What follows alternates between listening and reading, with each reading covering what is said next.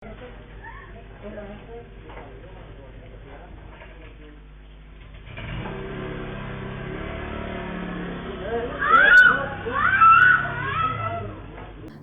Rizky, penculik gadis usia 19 tahun, ternyata mantan pacar korban ketakutan saat viral.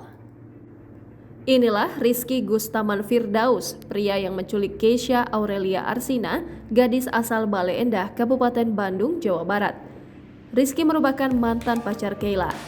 Pria dengan akun Instagram @rizkygustamanf diketahui sebagai salah satu mahasiswa di Universitas Islam Bandung atau Unisba, program studi ilmu komunikasi S1.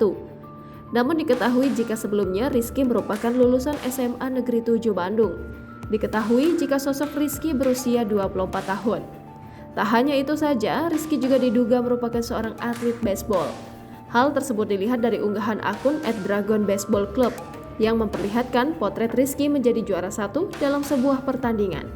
Sosoknya viral setelah terlibat penculikan terhadap Keisha yang tak lain adalah mantan pacarnya. Aksi penculikan itu dilakukannya di Jalan Kawaluyaan Indah 4, Kota Bandung pada Minggu 7 Mei 2023 malam. Peristiwa penculikan itu terekam CCTV. Dalam video yang diunggah akun @masayuputri22, tampak rekaman dua orang pria yang datang ke rumah teman korban di Jalan Kawaluyaan Indah 4, Kota Bandung. Namun tanpa diduga, kedua pelaku yang mengendarai sepeda motor justru memaksa korban untuk ikut naik sepeda motor yang digunakan temannya. Setelah berhasil dipaksa, pelaku pun membawa korban pergi. Tak hanya itu saja, dalam rekaman video CCTV tersebut sempat terdengar teriakan korban minta tolong. Saat kejadian penculikan, Rizky memaksa Keisha ikut bersamanya dengan mengancam.